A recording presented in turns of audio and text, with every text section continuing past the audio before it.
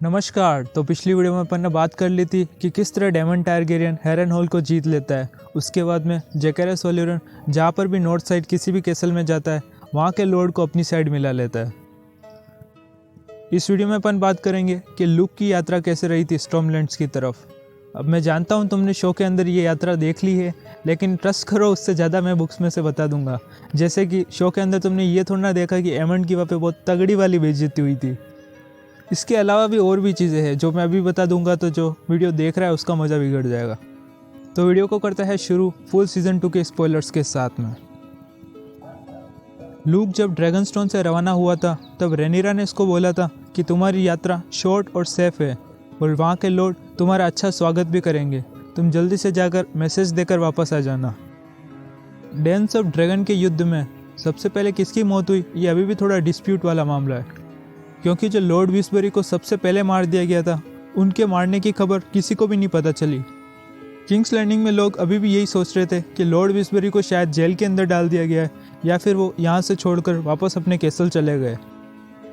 Aegon second के coronation को कुछ दिन हो गए थे, लेकिन नॉर्मल जनता को ये पता नहीं चला किंग्स लैंडिंग में कि कोई मरा भी है या फिर नहीं, क्योंकि जो सिटी वॉच के गेट्स होते वहाँ पर किसी की भी गर्दनें उड़ाकर नहीं लगाई गई और ना ही किसी के मरने की खबर ग्रीन्स या ब्लैक्स की तरफ से आई। इसलिए नॉर्मल जनता सोच रही थी शायद मैटर ऑफ सक्सेशन आपस में बातचीत करके सॉल्व हो चुका है। लेकिन मौत के देवता स्ट्रेंजर को कुछ और ही खेल करना था। उसने दो प्रिंसेस को स्टॉर्मलैंड्स के किले के वहाँ पर मिला दिया। जब तक लुकेरस वैलेरियन अपना ड्रैगन एरेक्स को लेकर वहाँ पर पहुँचा, उससे पहले ही शायद 1-2 दिन पहले ही एमंड वहाँ पर आ गया था। अभी के समय पर लॉर्ड ऑफ स्टॉर्मलैंड्स बोरोस बराथियन था, जो कि अपने पिता की तरह नहीं है। इसका कैरेक्टर उनसे काफ़ी अलग है। इसके पिता बोरोमंड बराथियन के बारे में कहा जाता है वो बिल्कुल कठोर होता था और एक बार जिसकी साइड ले लेवे हमेशा उसी की साइड रखता था। लेकिन बोरोस के बारे में कहा जाता है इसके पास में अपने खुद के विंग्स है और ये अपनी साइड कभी भी चेंज कर सकता है। तो ये ग्रीन्स को सपोर्ट करेगा या फिर ब्लैक्स को, ये बंदा ये खुद ही जाना है। एमंड टारगेरियन जब किंग्स लैंडिंग से रवाना हुआ था स्टॉर्मलैंड्स के लिए, तो उसके मन में थोड़ा कन्फ्यूज़न था कि बोरोस बराथियन वो तो ब्लैक्स की तरफ रहे, हमेशा से रेनेस के साइड में थे, तो फिर वो अब हमारी साइड क्यों लेंगे। इस पर ऑटो हाईटावर उसको समझाता है कि मैंने कई साल तक उस बंदे को देखा है, वो बस तुम्हारे सामने अपनी बेटियों की चॉइसेस रखेगा और उनमें से तुम्हें कोई एक लड़की चूज़ करनी होगी। किंग्स लैंडिंग छोड़ते वक्त एमंड टारगेरियन ऑटो को बोलता है मैं आपको निराश नहीं करूँगा, मेरे पास में मेरी पत्नी होगी और मेरे ब्रदर एगोन सेकंड के लिए स्टॉर्मलैंड्स की पूरी सेना। फिर भी आखिरी वक्त तक एमंड टारगेरियन के दिमाग में यही चल रहा था कि स्टॉर्मलैंड्स का किला, जो कि हमेशा से ब्लैक्स की तरफ रहा है और बहुत पहले रेनेस की तरफ था, तो वो मुझे ग्रीट करेगा या फिर नहीं। लेकिन जब एमंड वहाँ पर पहुँचता है तो इसका बहुत अच्छे से स्वागत होता है। इसके आने पर एक फीस्ट रखा जाता है और शिकार का भी इंतज़ाम किया जाता है। एक छोटी सी टर्नी भी इसको दिखाने के लिए रख दी जाती है। कुल मिलाकर एमंड ने जैसा स्वागत सोचा होगा उससे तो काफ़ी अच्छा स्वागत हो गया।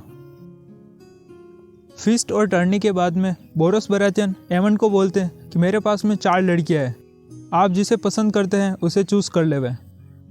सबसे बड़ी लड़की का नाम कास है, जो कि सबसे जल्दी फ्लोवर हो जाएगी, यानी कि बहुत जल्दी एडल्ट यौवन हो जाएगी। लेकिन जो फ्लोरिस है वो सबसे ज़्यादा खूबसूरत है, शायद आपको वो पसंद आए।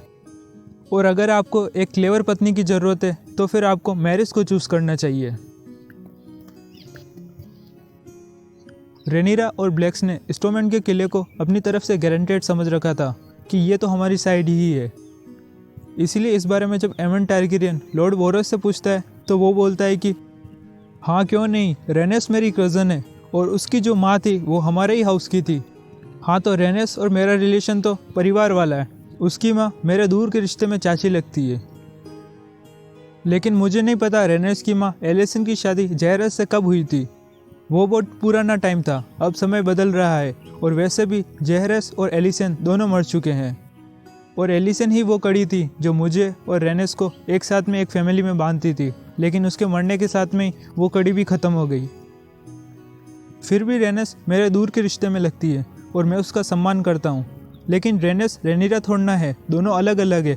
अगर ये लड़ाई रेनेस की होती तो मैं उसको ज़रूर सपोर्ट करता, लेकिन ये लड़ाई रेनिरा की है। इसके बाद में लॉर्ड बोरोस एमंड टारगेरियन को बोलते हैं डॉटर्स, हाँ ये मेरी सारी बेटियाँ, इनको मैं प्यार करता हूँ और ये मेरी प्रीशियस थिंग है। लेकिन एक लड़का मेरे अभी तक नहीं हुआ। चारों की चारों मेरी बेटियाँ ही हैं। पता नहीं भगवान मुझे कब लड़का देगा, और वो भी मेरे खून का। नहीं तो इन लड़कियों में से किसी एक के पति के पास में मेरा ये कैसल चला जाएगा और मेरा हाउस यहीं पे ख़त्म हो जाएगा। अगर प्रिंस एमंड आप इस बात को समझ पा रहे हो तो आयरन थ्रोन की बात भी बिल्कुल ऐसे ही है। अगर आयरन थ्रोन रेनिरा के पास में चला गया तो फिर टारगेरियन हाउस ही ख़त्म हो जाएगा, और उसके बाद में आयरन थ्रोन के ऊपर वैलेरियन हाउस बैठना शुरू कर देगा। इसलिए मुझे रेनिरा के क्लेम को सपोर्ट करने का कोई इंटरेस्ट नहीं है। रेनिरा और उसकी टीम वालों को जब पता चलेगा कि स्टोमेंट्स उनके हाथ से निकल गया है तो वो लोग निराश हो जाएंगे, और फिर रेनिरा के पास में जाकर मैं उसको खुद कहूँगा कि तुम एगोन सेकंड के सामने घुटने टेक दो, वो सबको माफ़ कर देगा, और यही चीज़ आने वाले युद्ध को रोक सकती है। एमन टारगेरियन ने लॉर्ड ऑफ स्टॉर्मलैंड बोरोस बराथियन की बातें जान से सुनी, और अब उसके सामने 4 लड़कियां खड़ी थी जिसमें से उसको कोई एक चूज़ करनी थी। हिस्ट्री में ये चीज़ सही से नहीं लिखी है कि उसने कौन सी वाली लड़की चूज़ की, लेकिन ये ज़रूर लिख रखा है कि वो हर एक लड़की के पास में गया और उसके होठों को चूमा, शायद यही पता करने के लिए कि कौन इसके लिए सबसे सूटेबल रहेगी। लेकिन मेरिस को छोड़ दो, हाँ वही सबसे क्लेवर वाली, वो थोड़ी अच्छी नहीं दिखती थी इसलिए उसके पास में नहीं गया।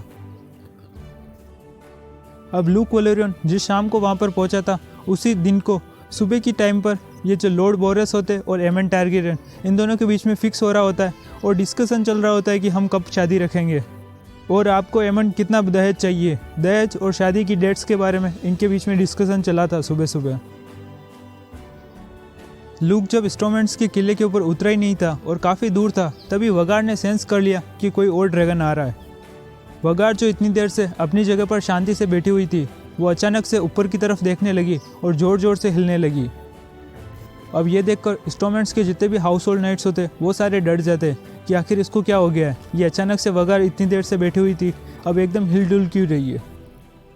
कुछ एक सोल्जर्स अपने भाले वगार की तरफ लेके आते हैं और उनका तीखा मुंह वगार को दिखा के डराने की कोशिश करते हैं, लेकिन इन चीज़ों से वगार ड्रैगन शांति से नहीं बैठने वाली थी। जब उसने आसमान में एरेक्स को देखा तो वो एक बार जोर से गुर्राई और उसके बाद में वापस शांति से बैठ गई। अब इसका गुर्राना इतना ज़्यादा ज़ोर से था कि वहाँ के सारे हाउस होल्ड नाइट्स डर गए, और जो लूक और उसका ड्रैगन एरेक्स था वो भी डर गए। एरेक्स नीचे उतरने को तैयार ही नहीं हो रहा था। लूक ने उसको कई बार कमांड किया लेकिन वो ज़मीन पे नहीं उतर रहा था। इस पर बाद में लूक ने उसके ऊपर एक चाबुक चलाया और जैसे तैसे करके नीचे की साइड में उतरा। कहा जाता है इस समय पर स्टोमेंट्स के वहाँ पर मौसम बिल्कुल ख़राब हो रहा था, बारिश आ रही थी और ज़ोर ज़ोर से बिजलियाँ कड़क रही थी। लेकिन ये सब तो आगे आने वाले स्टॉर्म का एक संकेत था। दूर ईस्ट के अंदर एक बड़ा सा स्टॉर्म दिख रहा था, आंधी तूफान, जो शायद थोड़ी देर में यहाँ पर पहुँच जाएगा। फिर लूक एरेक्स को नीचे की साइड उतारता है। इसके हाथ में वो मैसेज था जो कि रेनिरा ने स्टोमेंट्स के लॉर्ड के लिए भेजा था। उसको इसने कसकर हाथ में पकड़ रखा था और अब ये ड्रैगन से नीचे की तरफ कूदता है। लूक ने भी वगार को देख लिया था और इसका क्या मतलब है उसे भी समझ में आ गया था। अब लूक अपने माँ का दिया हुआ लेटर अपने हाथ में लेकर राउंड हॉल के अंदर जाता है, जहाँ पर कि लॉर्ड बोरस का ऑफिशियल हॉल होता है, और वहाँ पर लॉर्ड बोरस और एमन पहले से प्रेजेंट होते हैं। एमन टारगेरियन को देखना लूक के लिए कोई ज़्यादा सरप्राइजिंग काम नहीं था, क्योंकि बाहर इसने वगार पहले ही देख लिया है। उस राउंड हॉल में लॉर्ड बोरस, एमन टारगेरियन, लॉर्ड बोरस की 4 लड़कियाँ, एक मास्टर और 2 नाइट्स प्रेजेंट थे। कुछ एक नौकर भी थे, लेकिन ये जो नाइट्स है ये थोड़े इंपॉर्टेंट है। इनमें से एक नाइट का नाम है लॉर्ड ब्रॉन्ज स्वान, जो कि स्टेमहेल किले के, जो कि डोर्निश मार्चेस की साइड है, वहाँ के सेकंड सन थे। लूक को देखते ही एमन के एक्सप्रेशन बिल्कुल बदल गए। वो शायद थोड़ा खुश हो गया था। उसने लॉर्ड बोरस से बोला, look at this sad creature my Lord. इस दुखी प्राणी को तो देखिए लॉर्ड बोरस। एमन वापस से बोला, little look strong the bastard, you are wet bastard, is it raining or did you piss yourself in fear. Bastard, क्या तुम बारिश की वजह से गीले हो रहे हो या फिर तुमने अपने कपड़ों में डर के मारे पेशाब कर दिया है। लेकिन लुकेरस वैलेरियन इसके ऊपर कुछ भी ध्यान नहीं देता है। वो सीधा लॉर्ड बोरस के पास में जाता है और बोलता है, माय लॉर्ड, मेरी माँ ने आपके लिए एक मैसेज भेजा है। अब प्रिंस एमन देखता है कि लूक तो इसकी बातों का कोई भाव नहीं दे रहा है, तो वो वापस चिल्ला के बोलता है, ही मीन्स द होर ऑफ ड्रैगनस्टोन। प्रिंस एमन टारगेरियन आगे की तरफ आता है और लूक के हाथ से वो लेटर छीनने की कोशिश करता है, लेकिन लॉर्ड बोरस अपनी जगह पर बैठा हुआ जोर से चिल्लाता है, और अपने नाइट से बोलता है इन दोनों प्रिंसेस को एक दूसरे से दूर रखो। एक नाइट आकर एमंड को पकड़ता है और साइड में करता है और दूसरा नाइट लूक का मैसेज लेकर लॉर्ड बोरस को देता है। अब कोई भी नहीं जानता है कि लॉर्ड बोरस के दिमाग में यहाँ पर क्या चल रहा था और उसके दिमाग में क्या फीलिंग्स आ रही थी। कुछ अकाउंट्स के अकॉर्डिंग उसका चेहरा बिल्कुल लाल हो गया और वो तिलमिला रहा था गुस्से से, बिल्कुल वैसे ही जैसे कोई पत्नी अपने पति को किसी और औरत के साथ में सोते हुए देख ले, फिर उसका जो चेहरा हो वैसे ही इसका हो रहा था। लेकिन कुछ अकाउंट्स के अकॉर्डिंग लॉर्ड बोरस ये मैसेज देख के खुश हो गया और वो ज़ोर से हंसने लगा। वो मन ही मन सोच रहा था कि क्या दिन आ गए, ग्रीन्स और ब्लैक्स दोनों की मेरी ज़रूरत है, मैं कितना इम्पोर्टेंट हूँ। कुछ लोग हिस्ट्री में कहते हैं कि शायद उस दिन उसने पी रखी थी और कुछ के अकॉर्डिंग वो ये लेटर देख के डर गया था। लेकिन इन सब में से कोई भी चीज़ हुई हो, पर आखिर में यही हुआ कि लॉर्ड बोरस को पढ़ना लिखना नहीं आता था। उसने अपना लेटर मास्टर को दिया और बोला कि मुझे पढ़कर सुनाओ। मास्टर ने ही उसके सामने उस लेटर की पैकेजिंग को खोला और उसको अपने मन ही मन में पढ़ा। उसके बाद में वो लॉर्ड बोरस के पास में जाता है और कान में शांति से सुना देता है कि क्या लिखा हुआ था। मैसेज सुनने के बाद में लॉर्ड बोरस के चेहरे पे जो एक्सप्रेशंस होते हैं वो सारे अब कठोर हो जाते हैं और वो चिल्लाकर लूक को बोलता है, अगर मैं तुम्हारी माँ की बातें मान लूँ तो बताओ छोटे लड़के, तुम मेरी किस बेटी से शादी करोगे। कहा जाता है लूक पहले तो ये बात सुन के शर्मा गया, लेकिन बाद में उसने कठोर होकर कहा, मेरी शादी पहले से फिक्स हो चुकी है मेरी कज़न रेया के साथ में, मैं आपकी ये मांग पूरी नहीं कर सकता। लॉर्ड बोरस बोलते हैं, हाँ ये तो मैंने सोचा ही था, कुत्ते के बच्चे अब अपने घर पे भाग जाओ और अपनी बिच मदर को बोलना कि हम उनकी तरह कोई कुत्ते नहीं हैं, जो वो जब चाहे तब एक सीटी मारे और हम उसके दुश्मनों के ऊपर टूट पड़े।